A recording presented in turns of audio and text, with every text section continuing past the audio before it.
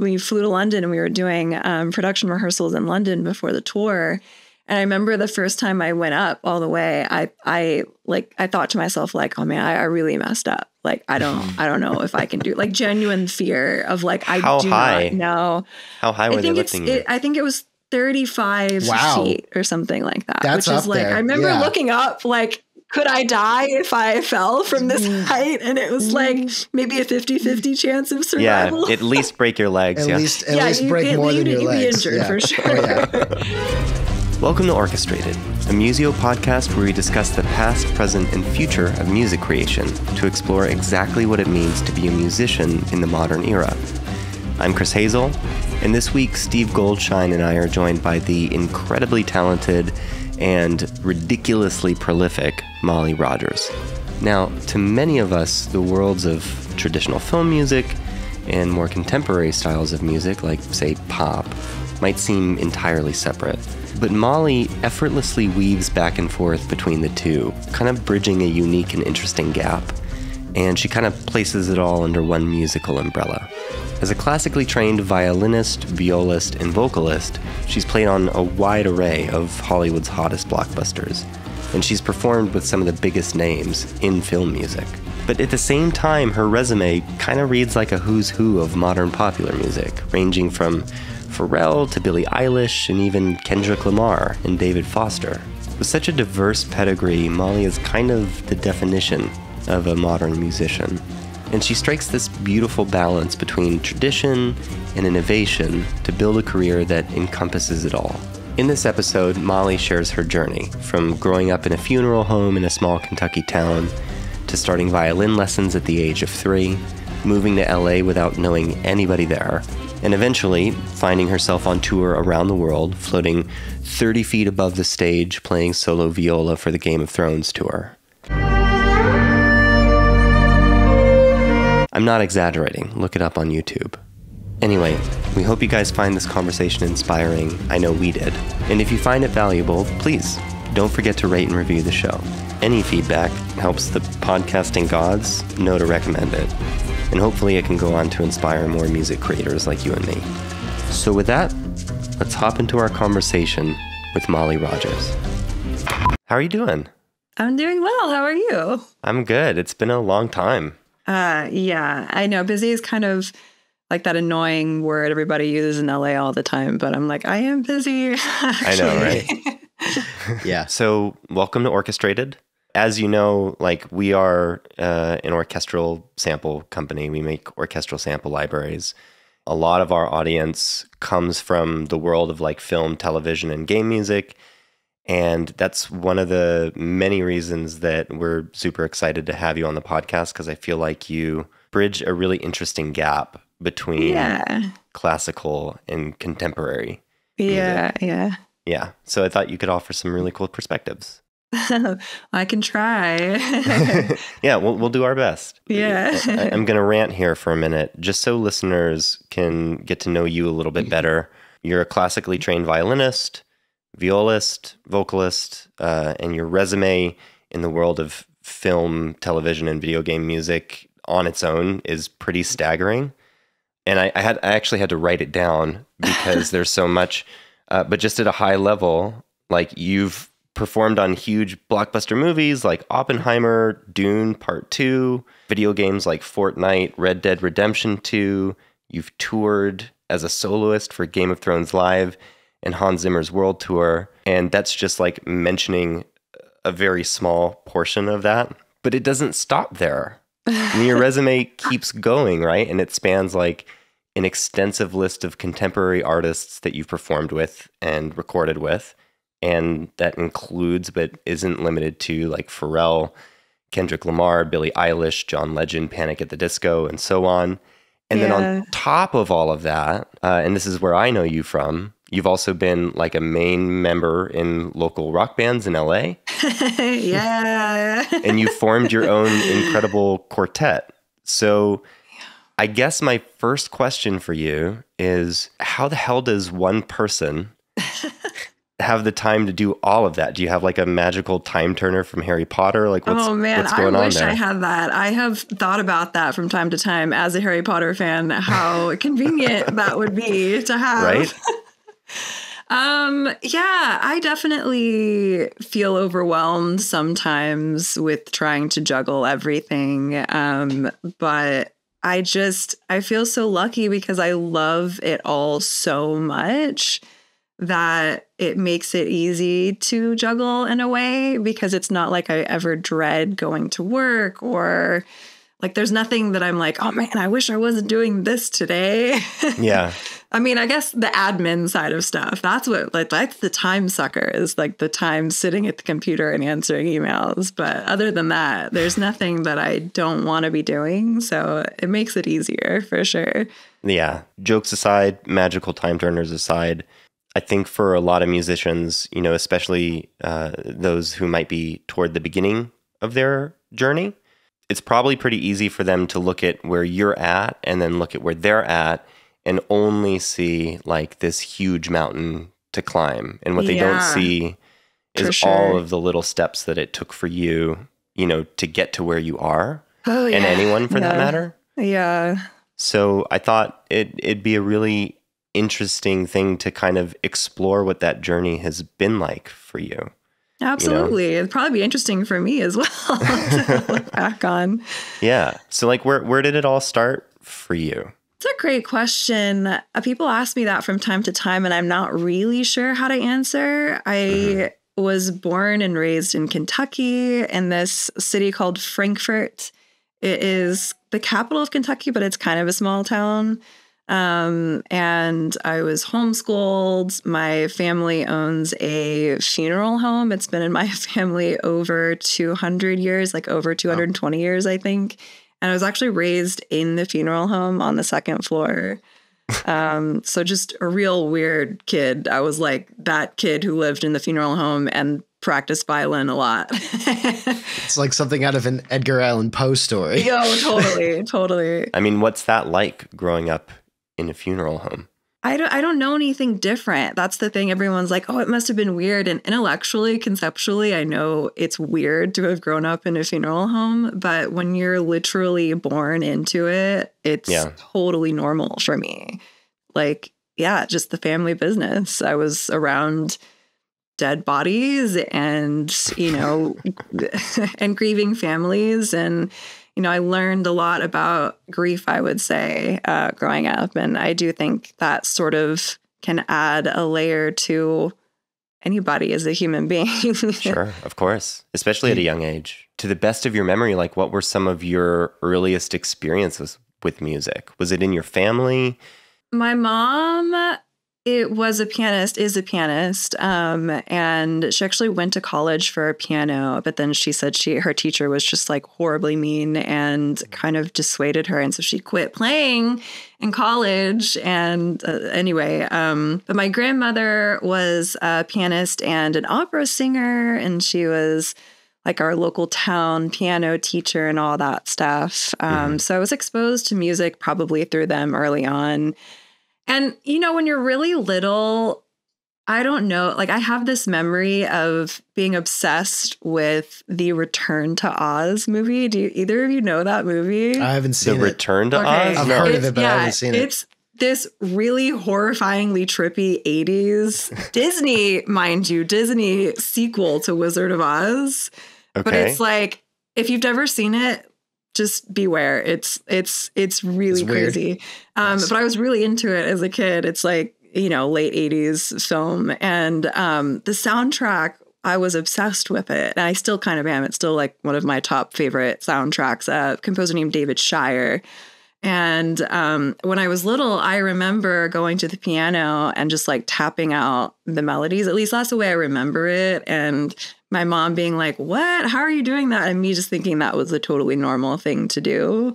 So she put me in piano lessons with my sisters when I was about to turn 4. And I did that for a year. And then my dad kind of always wanted one of his girls to play violin. And as the last of 3 girls, I was his last hope. So they like had me watch a PBS orchestra special, and we're like, hey, do you want to do that? And I don't know, you're 4, so you're like, yeah, sure. And so I just started doing Suzuki lessons, and Suzuki is a specific method of like string training, specifically. Violin training, you can do with cello, viola as well. So the first year was just like group lessons. I remember having like a wooden stick that I would learn to like crawl my fingers up. And there was like a pizza box where they'd trace my feet on it and it'd be like resting position, which is very proper. And then like playing position. And yeah, I don't know. That got me really into it. It's like they teach you how to play by ear mainly is the Suzuki method. But I also had kind of a leg up because I'd started to read music with the piano lessons early on as well. So what was that like for you at such a young age? Like, did your parents, was it all self-driven for you? Did your parents have to set up like structures for you to practice? Was it enjoyable? Did it feel like a chore? There were definitely times it felt like a chore. Yeah. But early on, I don't ever remember not wanting to do it. I just remember always thinking it was so fun and I couldn't wait to go to those lessons and all of that stuff. I don't think it became a chore until it was like, I really started getting more serious with it. And then it was like, you know, oh, these are multiple hours of practice and you're really playing all these scales and etudes all the time. And then it was like, oh, I'm really looking at my watch. You know? Right. Yeah, because it seems like it escalated pretty quickly for you. Yeah, I kept in Suzuki until I was about 9. And then my teacher in town, wonderful teacher, her name was Rosetta Rush. She was kind of like, hey, this is about all I can do here. I think you need to move on to a different teacher. Mm-hmm. And in Frankfurt, there were no other options.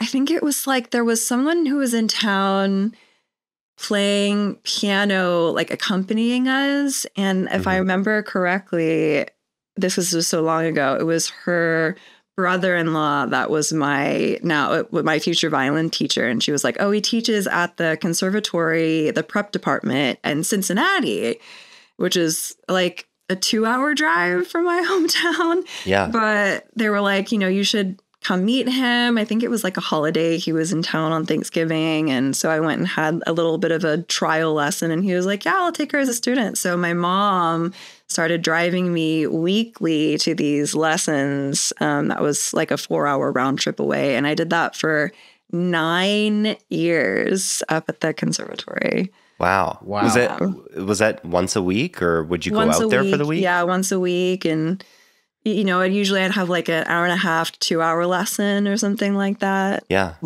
What was it like structuring your independent practice between lessons? Do you think the fact that it was so far away and your mom was putting in 4 hours of driving on behalf of it, do you think that helped you stay motivated to keep up the work? Yeah, I think the fact that I knew how much my parents were sacrificing was a help in me wanting, you know, motivation in me wanting to keep practicing. I was thinking about this the other day. I really did enjoy the learning behind it. Like he was a great teacher. Mm-hmm.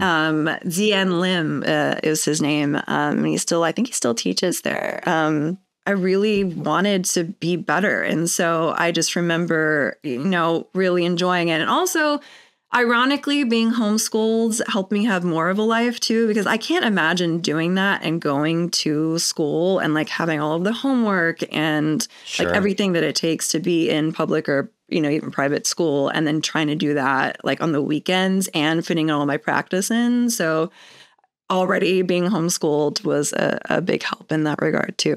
But there were definitely times when I was over practicing, and I remember I would just be kind of like checked out. It'd be like summertime. I'd be looking out the window and I'd be like, I wish I was not inside right now. So how did that experience, you know, going from doing the Suzuki lessons to going there, how did that start to change your relationship with music? Everything changed. I think, you know, Suzuki is a very specific, like, it's a 10 series books, and it was like you do every song in order, and you know it's the challenge is it's supposed to, you know, increase as the books go along and all of that stuff. Sure. But, when I started with Dr. Lim, it was like, oh, here's this book of scales that's like this thick. And here's this, these technique studies, these, etudes that I'm doing. And, you're assigned these every week. And there's these finger patterns. And, I expect, we'll go through these. And it was just all of a sudden it was that next level of like, oh, this is serious now. Yeah. Would you say, was there an element of competition present, or was it really about a self versus self but wanting to get better? Because if you were, you were working with the only teacher in town, there weren't other people who were, it's true. Yeah. so, big fish, little pond kind of situation in Frankfurt. Yeah. So at the time when you decided you wanted to do it professionally and get really serious, at what point did you realize what it really takes? Yeah, it probably not that early. I don't think I was aware at 9 really about the competition side of things. I think it was more just interesting to me that there's all this whole new side of technique that I never really knew, I should be leaning more on the left side of my fingers, and, my wrist should be a little higher, looser, those types of things. Probably when I started seeing more of the recitals and I started seeing other players and that side of things, where I started realizing oh, okay, this is not just serious for me, it's serious for everybody. Yeah, there's a whole world. Yeah, a whole world. And I think it was overwhelming for my parents too, because they didn't really know anything about it. And there were a lot of talks too when I got high school age, whether I should be going to a music school specifically for, high schools. There were a couple of high schools geared towards classical musicians, or should we move to Chicago, or should we move to New York or somewhere where there are bigger opportunities for me and stuff like that? Should I be doing the competition circuit and all of that stuff? But honestly, I don't know how we would have ever had the means to do that anyway. My mom was a stay-at-home mom and my dad ran the funeral home. And, I think mostly it was I had such a wonderful teacher in Dr. Lim. It was kind of there wasn't enough reason, and I wasn't super motivated to just be doing all these competitions all the time, that it was just I really just wanted to learn and play and be the best. And I never wanted that feeling of I have the best for myself. I never had that feeling of I have to prove that I'm better than everybody else. That just seemed it defeated the purpose of music at the time. You did start making appearances, though, as a young violinist, did you not? Yeah, there were some competitions, whatever I could do locally, and concerto competitions, which is basically when you go and you audition with the pianist, and then you have the opportunity to play it with a big orchestra. So I did that a couple of times with the little orchestra, which was really exciting and really fun, and put me more in the world where I started getting used to performing out more and all of that stuff. I was just going to say, it sounds like the lack of having it be a hyper competitive, really high stakes environment really gave you the opportunity to focus on it in a way that was enjoyable enough for you to keep doing it long enough to get really, really good at it. And I think so. Yeah. I definitely felt pressure at times. There were competitions, or there were, at that age, really, you're thinking about college, and it's okay, what's, everything's geared toward, I have to work my ass off so that I can get into the school that I want to get into. And then it really goes from there. Right. And I definitely started to have nerves. I was thinking, I was thinking about this the other day, because I still battle with stage fright, even however many years into my career. And I was wondering, at what point when I was a kid did that kick in? Because I don't remember it being a nervous problem when I was in Suzuki. I don't really remember it being a problem when I first started, but somewhere along the way, you just have that self-realization where you're oh, I don't want to not play the best I can play, or whatever it is. So. Oh my God. I have the worst stage fright ever. Every time I go to play a show, there's always a moment before the show where I'm can I back out of this? Is it too late for me to not do this now? Yeah. And just like you, I didn't have that when I was a kid. When I was a kid, it was just playing, just oh yeah, I'm going to go do this thing. I miss that. I know, right? Just that confidence, like, yeah, this is just what I do. Yeah.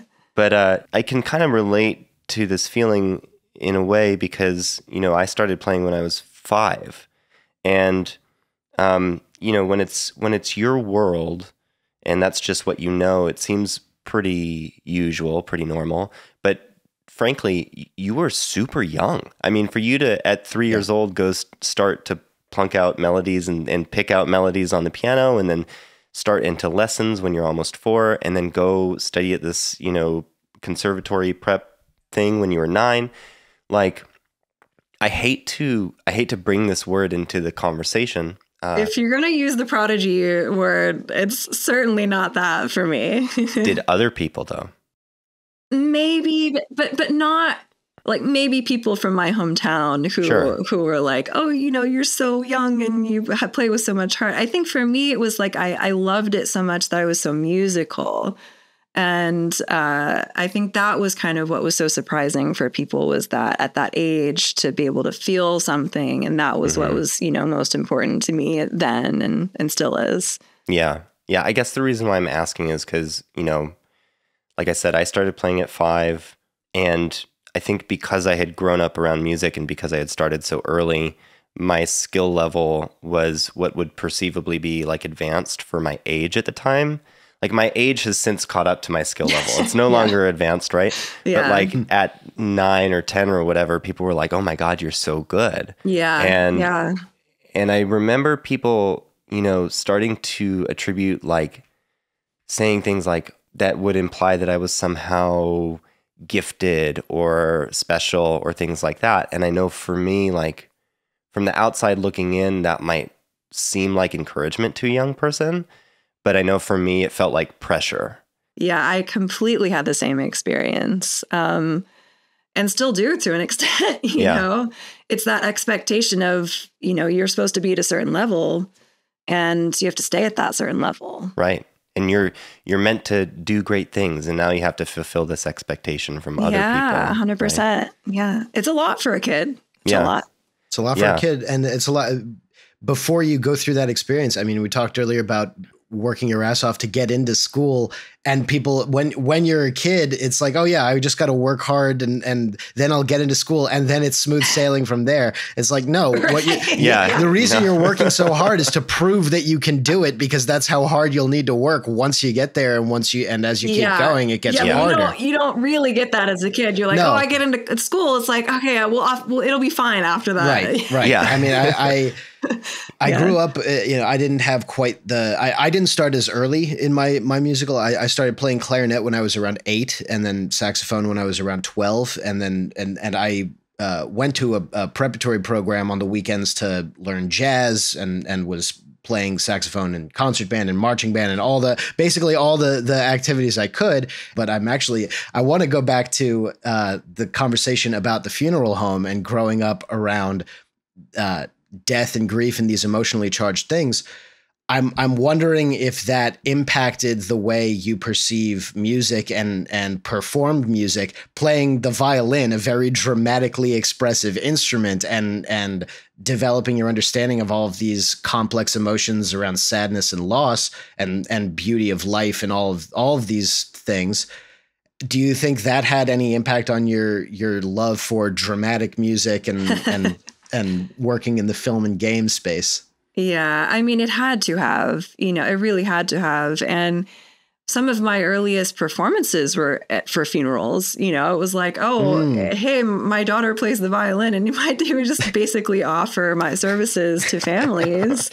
And, that was my, some of my first experiences ever with playing in front of people. And that has a heavy film over it. And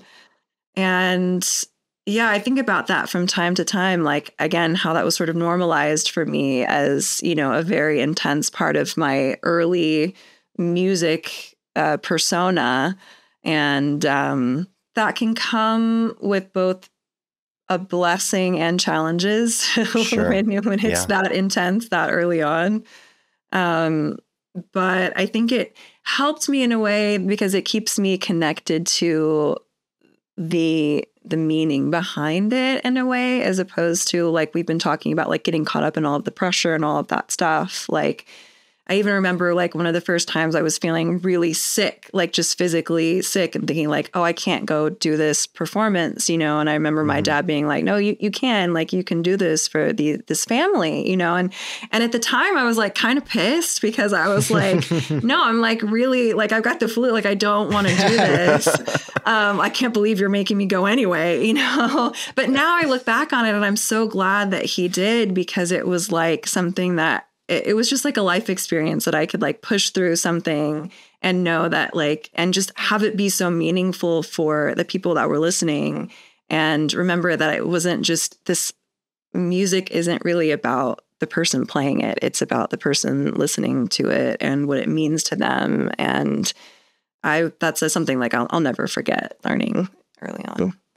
And those experiences, you know, I mean, and this even ties back into the subject of prodigiousness, and like we were saying before, it's like it's misunderstood, but because you don't really know what the circumstances of their environment were growing up, you know, and so like having that experience of growing up in a funeral home, having those experiences of you know, navigating grief and those deep emotional things that you don't necessarily normally navigate at such a young age, shape the way that your brain then can take in and process information. Yes, absolutely. Right? Yeah.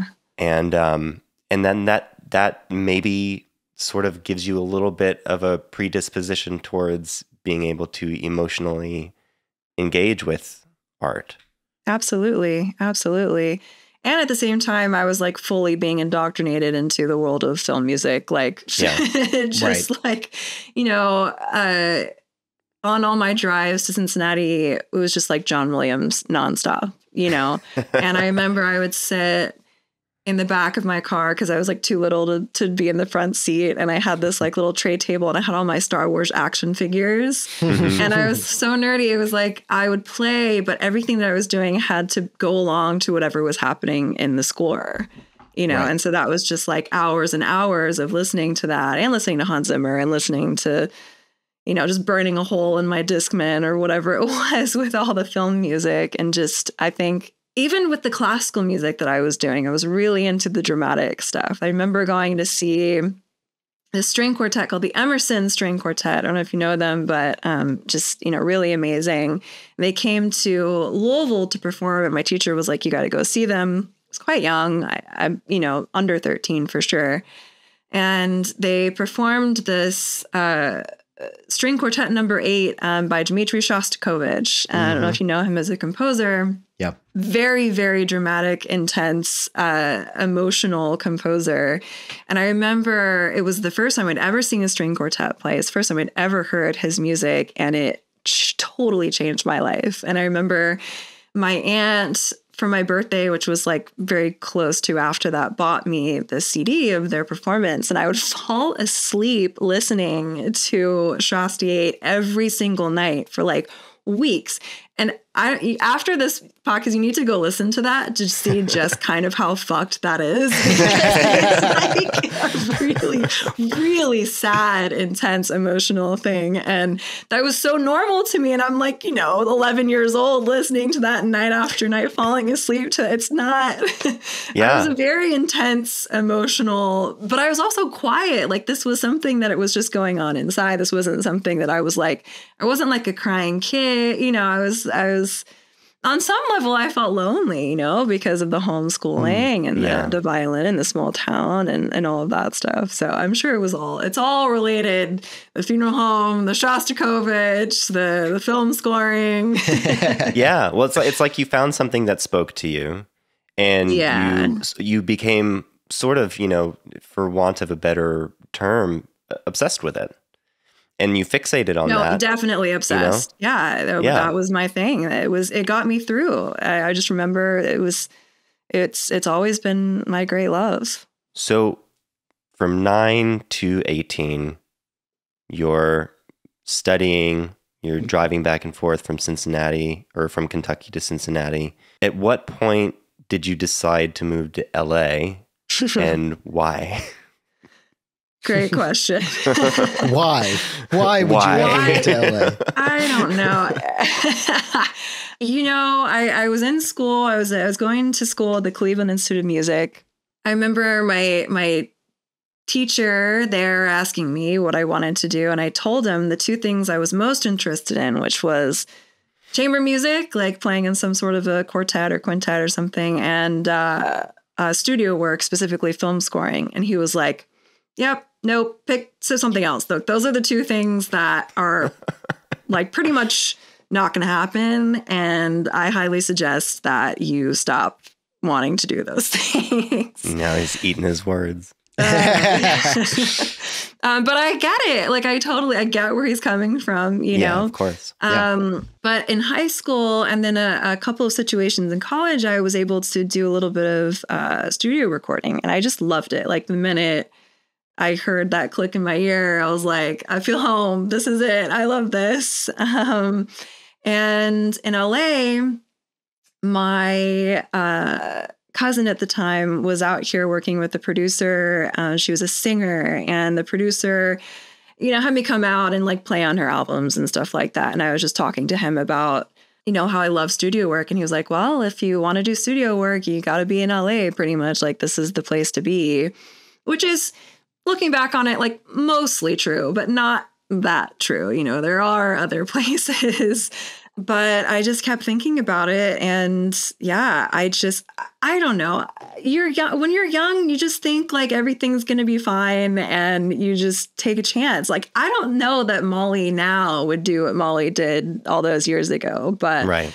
I just like had the support of my parents who were like, seems kind of scary, but okay, like, we'll do it. And so my mom drove across country with me and pretty much set me up with a rented room somewhere. And I ended up just like getting a job bartending, it's like serving tables and all of that stuff, and just paying my rent best I could because I didn't know anybody. I just moved out here and was just like, yeah, studio work, I'll do that. Yeah. And, the producer, I really didn't end up working with him much at all, more than like one or two sessions. But he did give me one piece of really good advice, which was it would be beneficial for me to play viola as well as violin. So I ended up just renting this viola, like having it sent to me from Kentucky, or maybe I brought it with me or something. And, it's not that different from violin, but the clef is different. So I remember when I did finally get one of my first gigs and it was on viola, I didn't tell them I couldn't really read viola clef, right? So I would like show up to the gig early and I would like write in all of the fingerings. And nice. So I just like try to like, get by best I could until I finally, now it's like, you do that enough, you actually learn how to read it. But yeah, I definitely fixed my way through some gigs early on. What were those early days in LA like for you? Like, what was your, did you have a plan? Did you have like some kind of structure that you were trying to follow? Like, what did you do when you got here? Yeah, I didn't really have a plan. It was like, I knew that I wanted to do it. And like I said, I got a job waitressing and then eventually bartending to pay my rent. I remember there was a day where I went to a day shift and I like had to run on my lunch break, like physically run myself to the bank, like with the tips that I had made on the day shift, and deposited it into the bank on my lunch shift so that I could pay my rent the next day. Yeah. And then like ran back and finished my shift.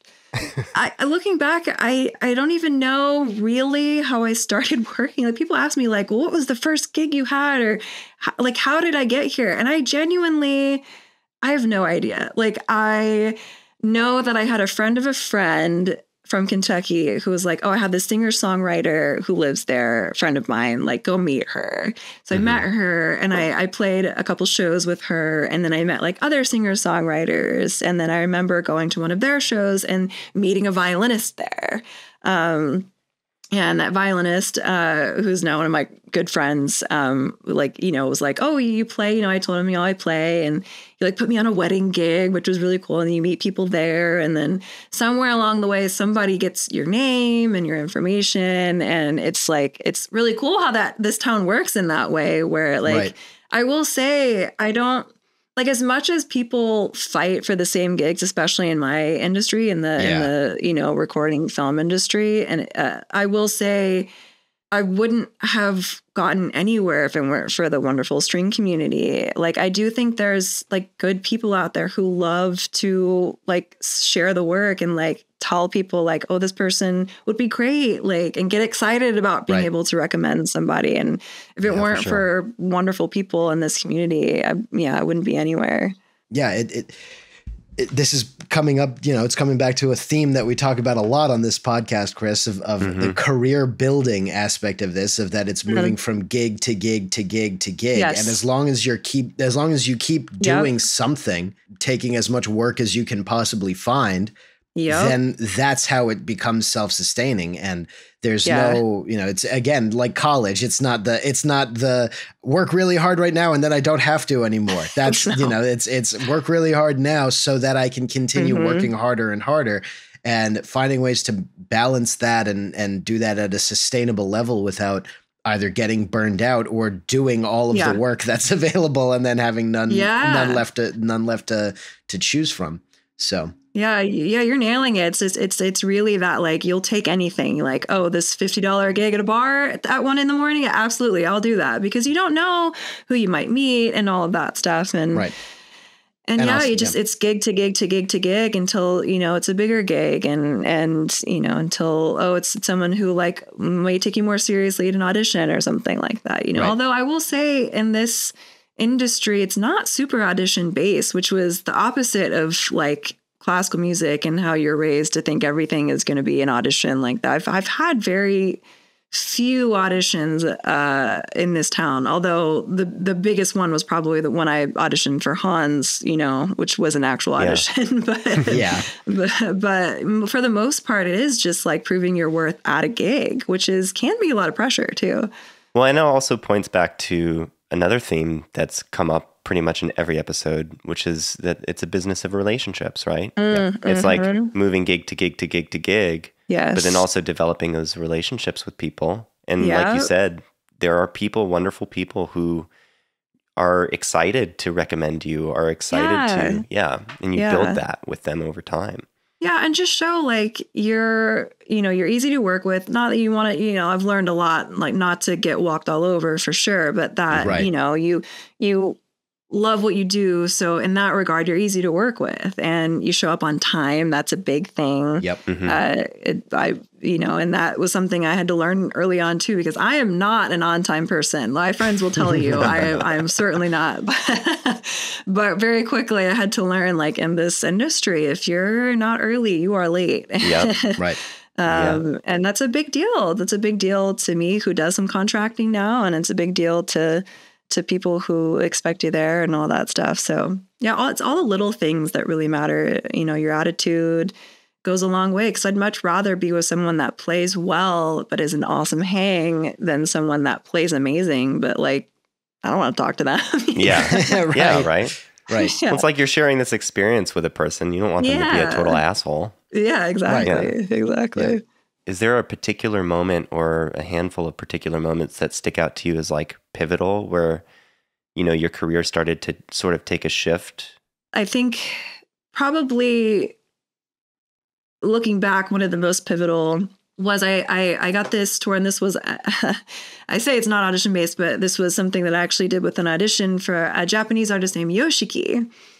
Yoshiki is the pianist and heavy metal drummer for this band called X Japan. Okay. A really awesome band. They're I think they were the first band in Japan to do this thing called Visual K. I don't know if I'm saying that correctly. It could be Visual K, which is basically the idea of wearing makeup and the mohawks and all of this stuff, very inspired by Kiss and all of that stuff. And they're huge in Japan.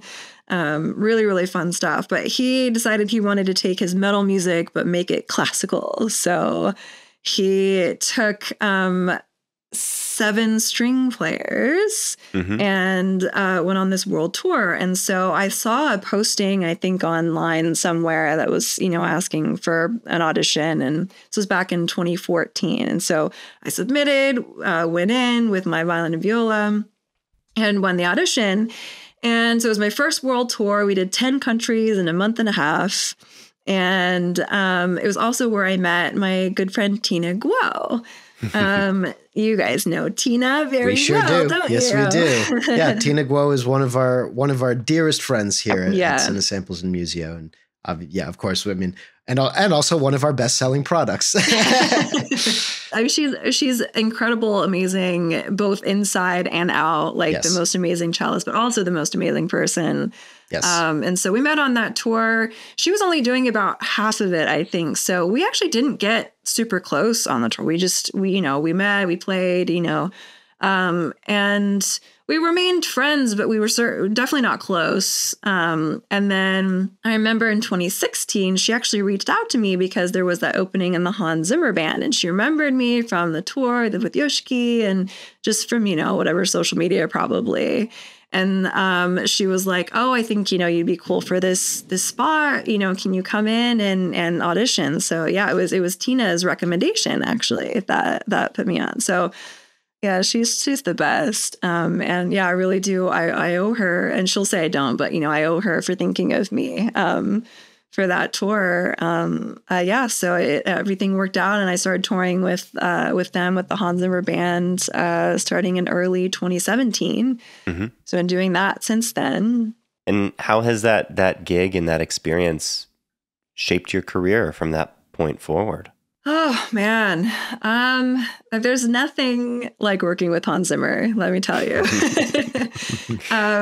He's just the most passionate, exciting, fun person. And he also has put together a band of the most passionate, fun, exciting people.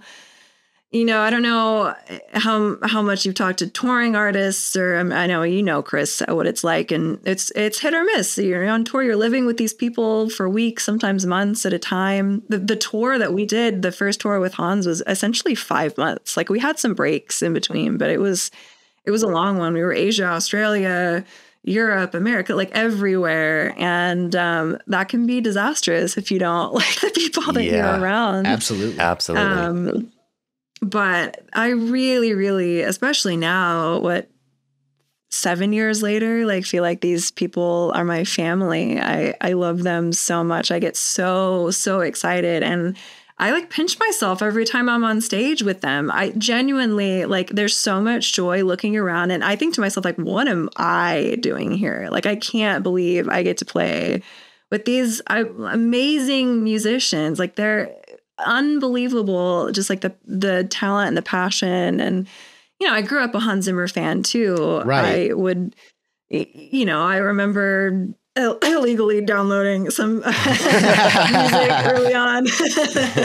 Remember Kazaa? Remember? Yeah, I sure do. And so does my old family computer. Oh yeah. Just hoping it was actually King Arthur soundtrack and not Thousand Virus. Yep, exactly. So even now, 7 years later, every time we get on stage together, I look around and I think my God, this is, I'm the luckiest person on the planet. I can't believe that this is my job. And yeah, I'm just so humbled, honestly, so humbled to be a part of it. And same with the recordings too, just to Dune 2 was such a fun experience. And I also I'm just a huge sci-fi fantasy nerd in general. So to be a part of, movies like that is super fun for me.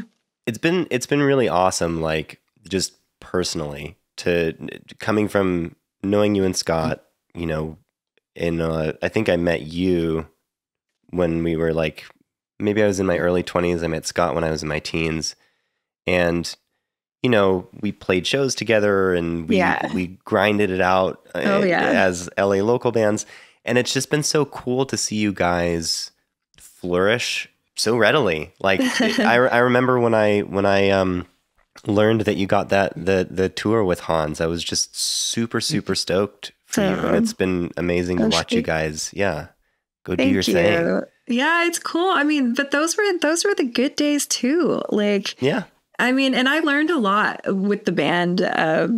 There was so much I didn't know just about like plugging in and pedals. And I used to get so stressed out going to shows, not because of the playing aspect, but I was like, I hope I plugged my viola in correctly. I hope everything goes fine. Like that would stress me out. It's like, now it's so basic, but like, I don't know, that it was a lot. And I remember I used to like wrap my bow with LED string and like trying to have it like light up and like find fun things to do.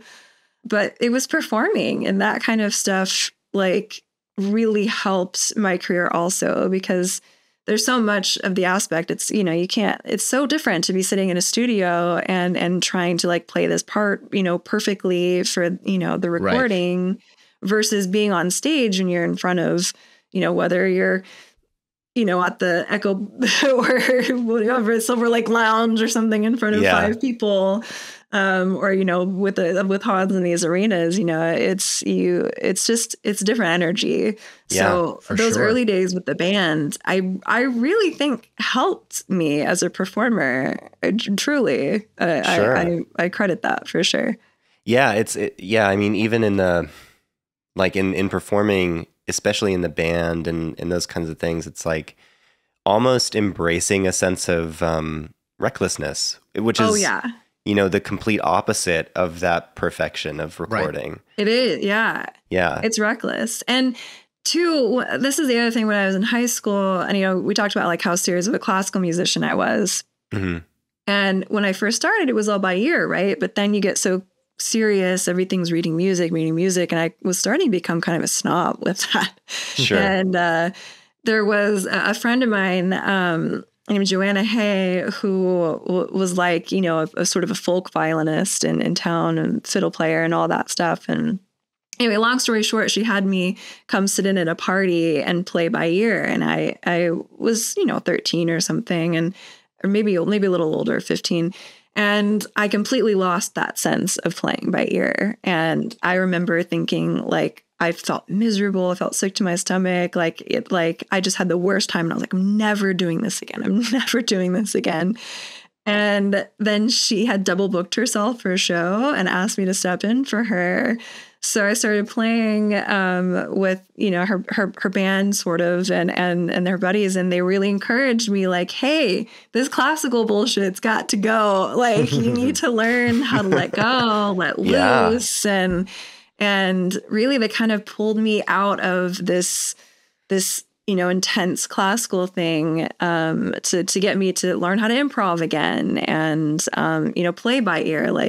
And if it wasn't for that, oh my God, I definitely wouldn't have the career I have today. Because half the time, you're not doing this in a film scoring studio so much when you're in an orchestra setting, but even solo sessions, I'm being asked like, hey, can I play something for you or sing something for you? Can you play it? Or like, I have these chord vibes. Can you play over it? And if I hadn't done that, there's no chance I would have the skills to do that now. I'm wondering about like the being so proficient as both a stage performer and a studio musician with elements of both involved in the other one. Are there any like clear distinctions that you when you go into the mindset of one versus the other? Is there anything that you say, okay, I have to make sure I don't do this or I do that? Oh, well, I mean, there's different types of the studio work too, right? If you're in an orchestra, you very much want to stay in your lane. You want to, make sure you're matching the other players and bow strokes. And I think it's like the smaller things you're thinking about in those types of sessions. Like you're really, really trying to focus on the writing and the notations and markings and all those small things. It's that very like present, focused feeling. Mm-hmm. Whereas, and it's, the same way in solo recording sessions as well, although there's more freedom typically because you're on your own. But in performances, I would say it's a different type of focused presence because when I'm recording, I want to be so aware of what's happening around me. And when I'm performing, I almost want to let go. It's like the opposite. I really think that performance is the most pure kind of meditation you can do, because you're really, if you overthink it for 1 second, that's where the nerves come in too. The minute you start thinking about it is the minute that you'll start to mess up, or, you know, all of that stuff. So it's like, it's this meditation moment where all you are the music. I know it sounds so cheesy, but you are the music, and you are the audience, and you are, you know, the instrument and all of that stuff, where you're letting go. And so you're super, super present. Yeah. But you're not focused on playing it perfectly. And that's the difference, I think, between recording and performing. Yeah, for sure. It's like an absolute presence in the moment, not existing ahead of or behind. Exactly. You're right there in the moment. I was just writing this out the other day, and I don't know if it's a similar experience for you, but given that we both struggle with stage fright, perhaps. But I know for me, like before shows, again, I go through that thing where it's like, can I back out? Is it too late? Yeah. But I'm usually pretty quiet. Like I'm not a super pleasant person to talk to before shows. Not because I'm mean, but because I'm just not there with you in the conversation. I get it. I relate to that. Yeah. And like I'm super quiet, and it's sort of like you go through and you set up and you do your thing, and you get, you know, you do your line check, and then you take a breath, and then it's like, boom, the train's moving. Yeah. And it's left the station, and what's going to happen is going to happen. Yes. And you're just along for the ride. Yeah. And it's a really cool feeling. Yeah. It can be. Know? It can be. Yeah. If you let yourself like take that train. Yeah, exactly. It's the fighting, you know, that where the fear comes in and all that stuff. Yeah. I think there's a parallel to acting as well. A couple of years ago, I took an online filmmaking course when I was looking for stuff to learn. And when we learned about continuity and filming things from multiple angles, and how on a film set, there's usually only one camera. So they move things, and every time you see a new angle shot, they did it all over again. And so the actors for film have to think about doing it the same way, using the same gestures to the same degree, so that later when the editor puts it together, they're not just working with drastically different performances versus performing as an actor on stage in a live theater setting. That's where you're I've never really thought about it, but that's true. It's you know, the analogous to recording because you have to play, you know, when you do 5 takes of something in the studio, sure, there'll be subtle differences between them, but especially if it's something that's going to be overlaid, common, you know, you've done recording sessions where it's mixed with samples and layered together. You'll get the mock-up before you do that, but you're not necessarily trying to perform it exactly the same way. You're trying to add that little nuance. So that's, you know, kind of bridging the gap there, where you're recording in the studio, like doing it as a live performance. Exactly. Yeah. With the Hans tour, your career starts to go in a different trajectory. And I'm assuming you just start getting all of these other projects, like that probably leads to another, and starts to build into what your career is now. Aside from the administrative stuff, what have been some of the biggest challenges of adapting to that new lifestyle? Because it's got to be different, right? You know, I don't want to say it's not a challenge, because it is, but I think that's the beautiful thing about living in this city too, is that I do, and I think many other musicians in town get to do so many different types of things, you know, whereas if I had a career in an orchestra, I'd be doing, you know, the same thing every week, you know, so to speak. And or New York, you know, often there's a lot of like, oh, I'd be doing the same Broadway show, which don't get me wrong, I love Broadway, but for me personally, I don't know that I could do the same show for several weeks or months at a time, especially now with the lifestyle that I have. Like, you know, I could be going with my string quartet and we could be doing a pop session where we're like improvising, you know, helping them right on the spot. And then I could be walking into a film scoring session and doing that. And then I might have a show that night or something. And my brain does feel a little buzzy running from thing to thing to thing. But it keeps it fresh and it keeps it exciting. One of the hardest things for me is just like making time for personal life. I know that is probably, you probably hear that a lot. Or even personal projects. Like there's so many things that I feel like I would be inspired to do for myself, and I miss writing with Scott. Like we used to write all the time and do the, the rock band stuff. And then we had a duo thing called Household for a while, which I was really loving. I remember that. I love that. Yeah. But it's like genuinely, it's so hard to fit that in because on the days that I might have a chance, I'm so exhausted and kind of burnt out. Like he's so funny. Like he'll sit on the couch and play guitar like all night long. Like I'm like, hey, there is a score in this movie. You don't have to play over this. But he'll play anyway. And for me, like I'm not gonna pull my violin out and start noodling at night. Like that's just not a thing. And also, you do worry as a freelancer. You're never secure. I mean, there's no real such thing as a sense of security anyway, but you do wonder like, okay, well, I have this project, but like what is coming next? And I'm finally just starting to learn how to sit in the like, okay, like something will come kind of energy. But I think that was so hard and been so hard for so long to worry about like, okay, well, I didn't get that call and I don't really know why. So I hope that, something else is coming.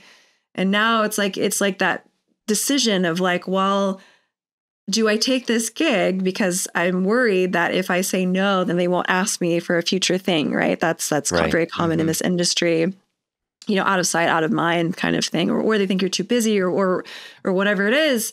But then you've literally given yourself no free time. So at what point do you say like, okay, this day off has to be a day off, right? Yeah. Versus like, oh, it's a free day, so I can take work this day, and I can really run myself into the ground that way. Yeah. How often are you working? How often am I working? Yeah, like how often are you working versus how often do you take that day off for yourself? When's the last time you took a day off? Yeah. It's another way to phrase that question. Yeah, I actually did just take a vacation for 5 days. Nice. Good for you. But I basically had to say, fuck it. Like had like it was a crazy, especially for my quartets. My quartet's very, very busy as well. Like a huge part of my calendar is my string quartet, Orchid Quartet, which I formed with the women from the Yoshiki tour. Like we were really good friends, and we realized a couple of years later, hey, we make a string quartet. We should do something with this. And we didn't really think much of it at the time, but now it's like really taken off, which has been amazing. But I left them on a week where we had like multiple gigs in a day. Like there were 2 to 3 things happening every day. And I was like, hey, please don't murder me. But like, I really need some time off. Like, I just, because I think I was supposed to take a vacation, and then we got like the Grammys call. And so we had to cancel it. And I was like, oh, wow. Listen, I haven't taken a vacation since 2021, and I just need a few days. Yeah. Did you really take that time off? Were you like buzzing about missing a gig? I was good. In the past, I've been like taking phone calls or whatever. Right. This time, I answered some emails, but for the most part, I was good. I took the time off. Good for you. Yeah. I mean, this is definitely something that a lot of people in the industry struggle with, is the admin side and being able to balance the work with personal life or other, just making sure that everything's actually getting done. And a few years ago, I read a book called Atomic Habits, which talks about how to basically. I know the book. Yeah. Great book. James Clear. Highly recommend to the whole audience as well. Talks about how setting up systems of things that happen regularly, day to day or week to week, that get done, so that, because not every day is the day that some big dramatic thing happens that changes your trajectory. That, those come rarely or fewer and far between. However, when you're building a career like the type that you've had, where you are going from big high profile gig to big high profile gig, it probably feels like every single thing that you have lined up on your calendar could be the thing that rockets you. That's the challenge, right? Is you're like, how to prioritize this. Yes. And it's, I'm not, there are like high profile things, but then there's that everyday work, which is like less profile, but it's, it's your bread and butter too. Right. And that could lead to the next thing. And there's just that, there's always anxiety of like, you never know how serious to take this. Right. Yeah. It's like scaling your business as a freelancer and making sure that you have the baseline things happen. But then as it relates just day to day, when do you find time to practice? Because, as a you still need to do that sometimes. You still need, even though you're performing all the time. That's an embarrassing question. Sorry. My practice, I really have gotten to the point right now where I'm practicing for a gig or I'm practicing for work. Sure, like if there's like things that I need to be doing for it. But yeah, those days of like, oh, I'm going to pick up the violin to play today. Like those are few and far between now. I mean, I'm lucky if I can not leave the house before 8 a.m. and I'm back late these days. So yeah. Because also, LA takes everywhere drive time. You got to factor that in too. Right. So yeah, at least an hour. At least. If not 2. Yeah. So of all the projects that you've had the privilege of working on, are there any that stick out in your mind as like the most enjoyable or that you had the most fun working on? Yeah, I mean, there's been a few. Obviously, working with Hans is such a dream come true, and I just look forward so much to seeing everybody all the time. It just warms my heart so much.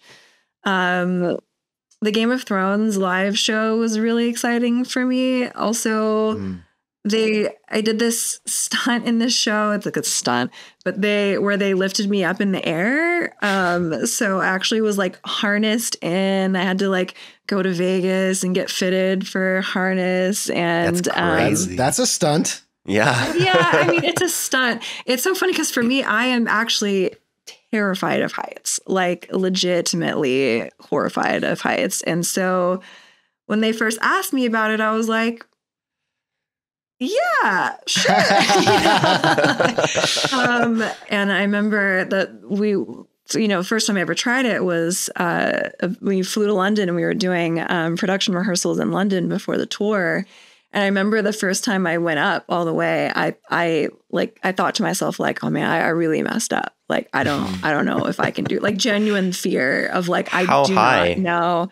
How high were they lifting you? I think it was 35 feet or something like that. That's which is like, there. I remember looking up, like, could I die if I fell from this height? And it was like maybe a 50-50 chance of survival. Yeah, at least break your legs. At least break more than your legs. You'd be injured for sure. Yeah. And I remember like not being able to sleep for, the first few days of those rehearsals because I was just like, I have stage fright as it is, much less like, and also the physics changes because you're so used to like literally having your feet on the ground and having all that power come from, your core energy and like being like set there. I don't even like playing in heels. Like I often will play barefoot because I want that like grounding feeling.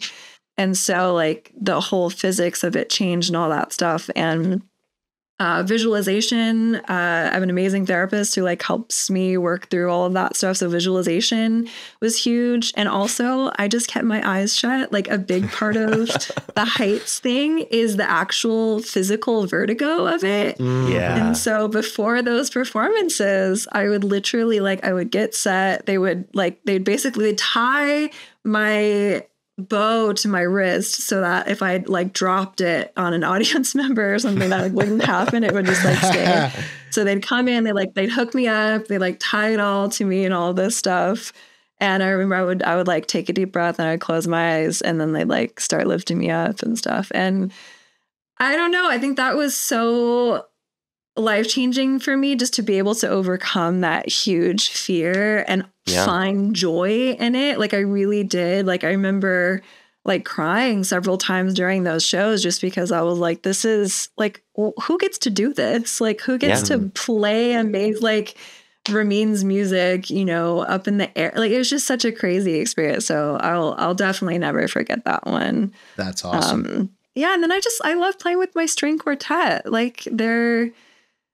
They're my best friends and we've been as business partners, growing this thing. Like I said, my teacher was like, yeah, don't chamber music's too hard, and now we have a full career as a quartet playing together and gigging together all the time, and backing up Billie Eilish at the Grammys and all of this stuff.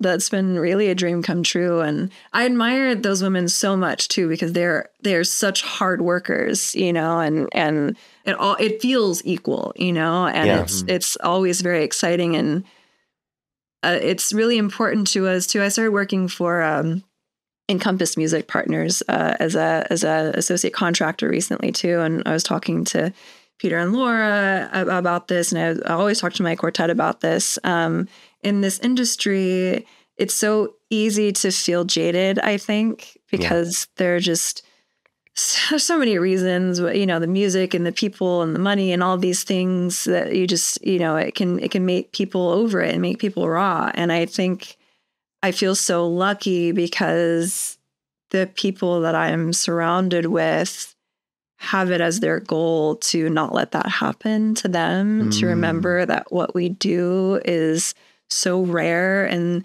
like that we're bringing joy to so many people, and like bringing joy to ourselves, and like, we're making music that we grew up with and that changed our lives in film and movies and TV. Like these things, like really, it matters.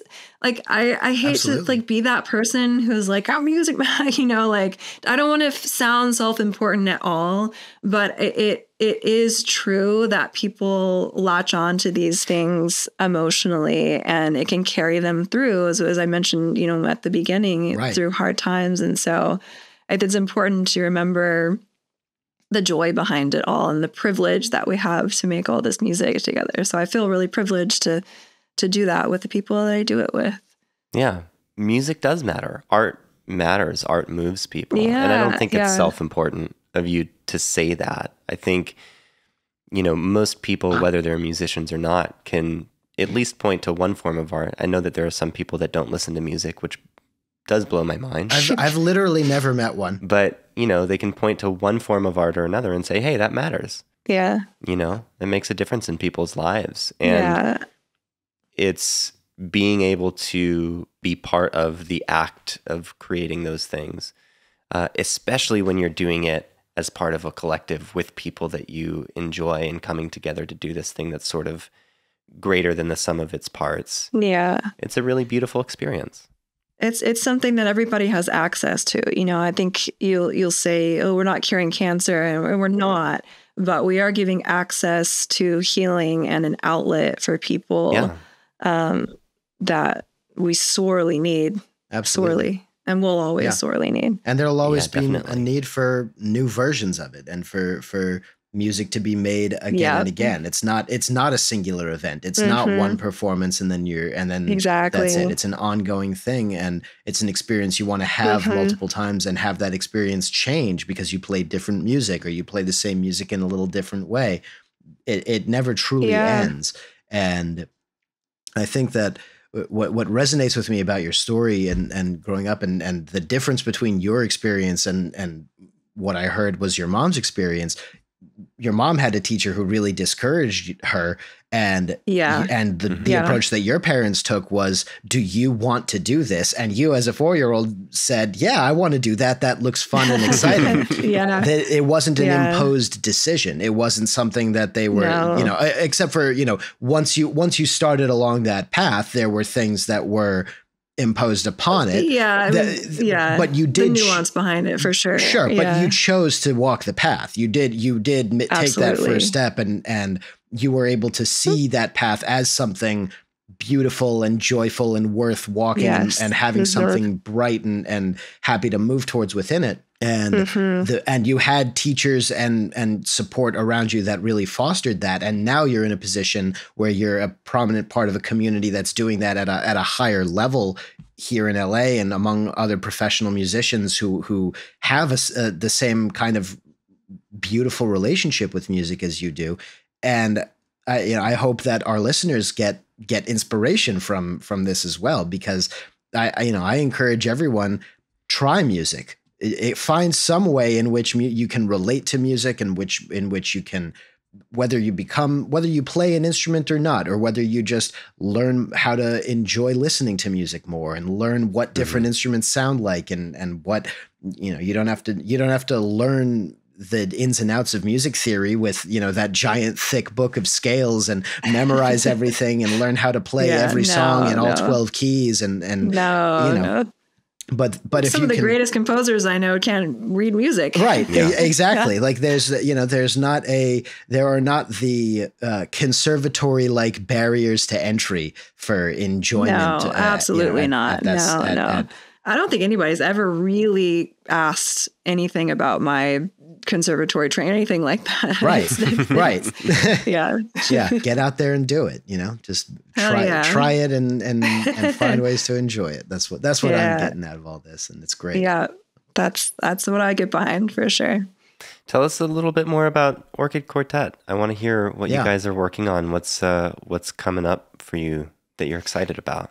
Yeah. I mean, we all have our individual careers in LA, as I do, they do as well. But we do a lot of different things. We work with this company called Fever. You've probably seen these ads for candlelight concerts maybe around town. Yeah. Your algorithm's like, I see.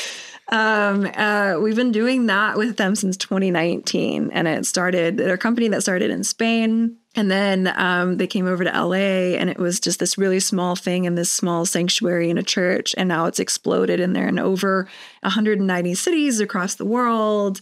And we do these shows with them quite a lot, which has been, in my opinion, really amazing for the chamber music community in Los Angeles, because in no world were groups getting to play shows multiple times a month with a sold out audience, who were, they'll come up to us and be like, I've never seen a live violin before. I mean, it's really, really a cool thing. And we have a lot of fun with those. And we do anything from classical like Vivaldi to covers of, we do a Radiohead show, we do a Pink Floyd show. Awesome. Taylor Swift's one of the really popular ones. Don't say. And so those are a blast. And we keep busy doing that. And then actually that was one personal projects that I have been putting my time into, which is this thing called OQX. And we had this idea a long time ago, which was like, what if we were the band?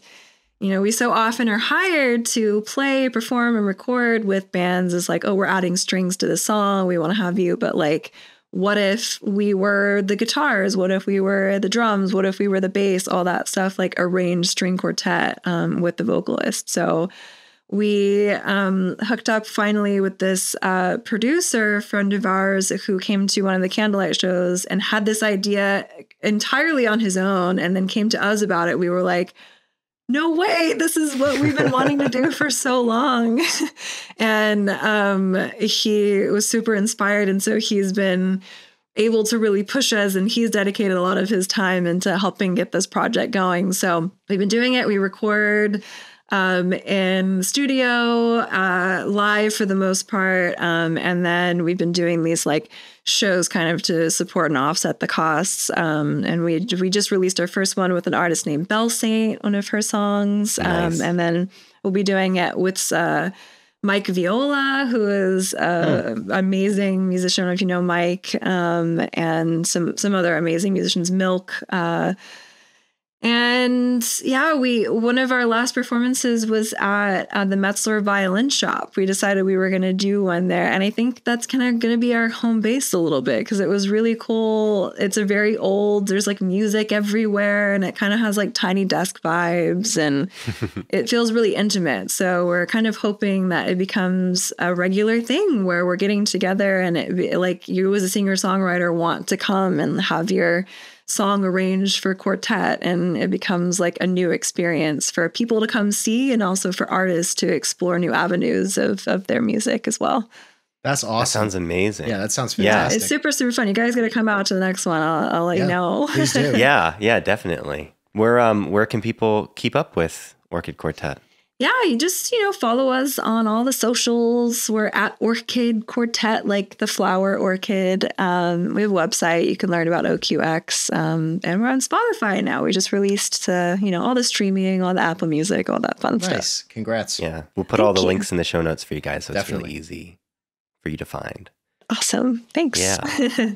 Well, before we sign off, for the day, for anybody that's starting out on their music journey, looking ahead and trying to figure out their goals or work towards their goals, like what would be the one piece of advice that you would give to them? It would only be true to myself to say to make sure that you keep connecting with the emotion behind the music, to remember why you're doing this, to remember that you're not doing this for glory or to prove something to your parents or to make anybody else feel good other than, the people that you want to make feel good. If that's yourself and you're doing it for yourself, then that's the goal. If you're doing it because you love looking out into an audience and seeing a smile on somebody's face or the tears falling down, or if you're doing it because you know what it feels like to put that album on and hear it inside your head for days and days and weeks and months, like just to connect to what that feeling is and remember that that's where the heart of music lies. Very beautifully put. Absolutely. Thank you. Thank you for coming on. It's really great to hear more about your story. A pleasure talking to you both. Thanks for listening. And special thanks to Molly for coming on the podcast. Check the show notes below to keep up with her on social media and check out OQX, Orchid Quartet's latest project. And while you're there, feel free to explore a little bit. They've done a bunch of arrangements and collaborations, and I can almost guarantee you that you're going to absolutely love what you hear. If you like this conversation and you want to hear more like it, please remember to rate and review the show. Every bit of feedback is hugely helpful and much appreciated. You can find us on Instagram at Musio and on YouTube at musio.official for more content. And if you're a music creator and you're looking for high-quality virtual instruments, head over to musio.com to get over 1,800 industry-leading virtual instruments completely free for 30 days. We hope you enjoyed this chat. We look forward to catching you on the next one. Until then, I'm Chris Hazel, and this is Orchestrated, a music podcast.